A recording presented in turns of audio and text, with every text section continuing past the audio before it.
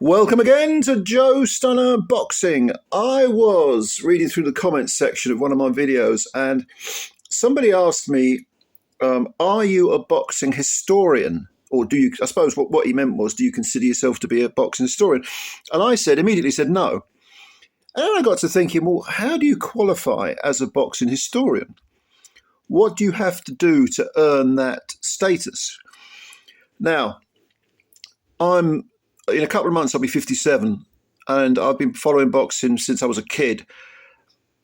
I don't know how many, 45 years worth of reading magazines. I've read literally thousands of magazines, several thousand magazines. I've read scores of books on the subject.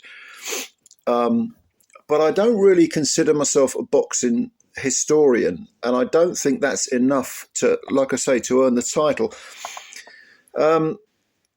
The Oxford English Dictionary defines a historian as a person who studies or writes about history, an expert in history.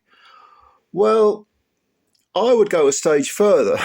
Who am I to doubt the Oxford English Dictionary, you might say, as far as definitions are concerned? But I would go a stage further and say that to be a historian, you've got to study the sport to the point where you're digging out new facts, where you're adding some sort of accuracy to the history of the sport. So, for example, you'll go through documents and you might find out something new. You might find a correction on something. You might, unearth something, join some dots together regarding little factoids to make an accurate or to give an accurate picture of something that people previously didn't know about. So in that sense, you're doing your research. Do people who just read a lot, know a lot of facts, know about the history of it? I mean, that's all valuable stuff. That's fantastic stuff. I love it. I love reading about boxing because I'm a boxing geek. But is that enough to call yourself a historian? Well, let's look at some of the historians, boxing historians, people who are considered to be boxing historians, like Bert Sugar, for example, who died, I think, probably about 20 years ago now, 22, 23 years ago, something like that. No doubt, I mean, he was born in 1936, which is, if he was alive today, that would make him, 88?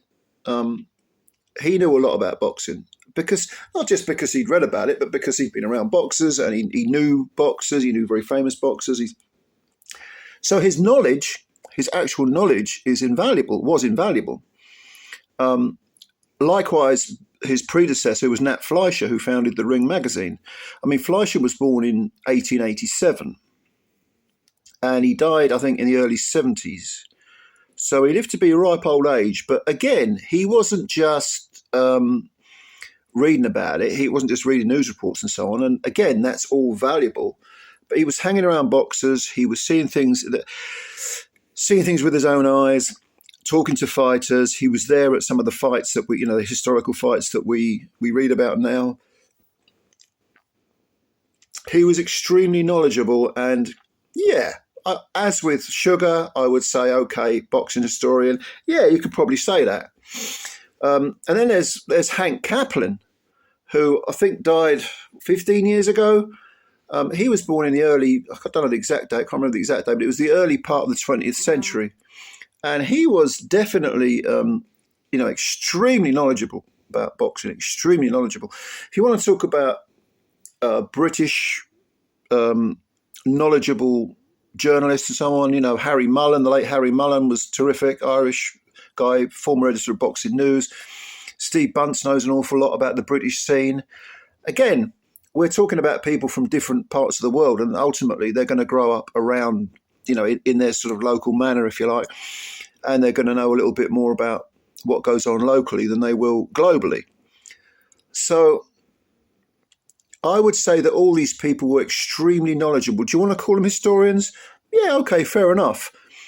But I will say one thing, just as a little aside here, for some of you guys because I talk to people who are in their late 20s, early 30s, like that's over 25 years, a quarter of a century younger than me.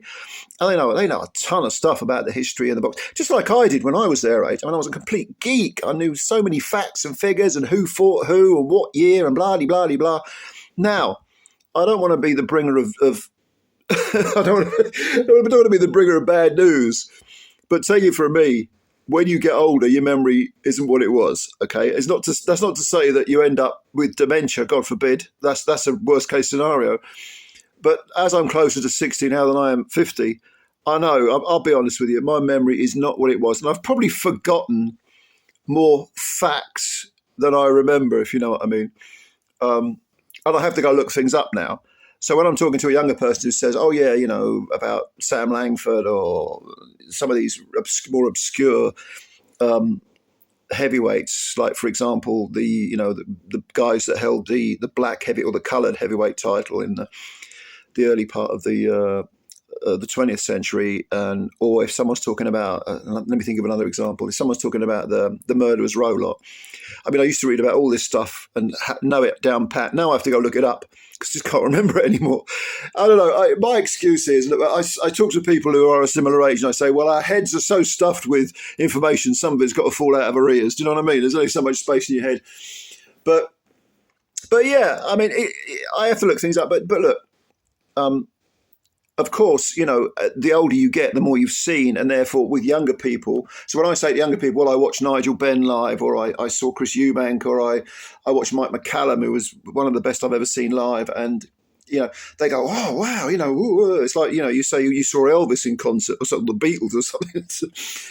But so the older you get, the more knowledge, and I suppose the more wisdom you have, and I think that's a key part of being a boxing historian is. The older you get, you become more nuanced, and you realise that it's not just about facts, figures, factoids. This happened on this date. That's all interesting. That's all relevant. But you've got to being able to piece things together and recognise that so and so beat so and so, but so and so was past it. Or yeah, okay, so and so beat this guy, but that was a controversial decision. And facts can be. I'm not putting facts down; they're vital. But you've got to understand the context. You've got to understand, the details, if you like, of what went on. If you're talking about a specific thing, and I think that comes with age. You become a little bit wise, you become a little bit more savvy. You got a little bit more nous as to what you're talking about. So I just thought I'd share these thoughts with you. How do you define a boxing historian? Let me know. What do you think they have to do? Is it just about knowing the facts, studying the game, the history of it, or is it something a little bit deeper? Do you have to have first-hand experience, maybe, you might think? I mean, just let me know. Give me your opinions. I'm not saying anyone's wrong or right. I'm just interested in your opinions. Yeah, and I'll give them a read and I'll answer as many as I can. And, of course, if you like this video, please like it. And please also, if you can just take a second to subscribe, spread the word about Joe Stunner Boxing. I'd really appreciate that. I'm looking forward to reading your comments. And, yeah, bye for now.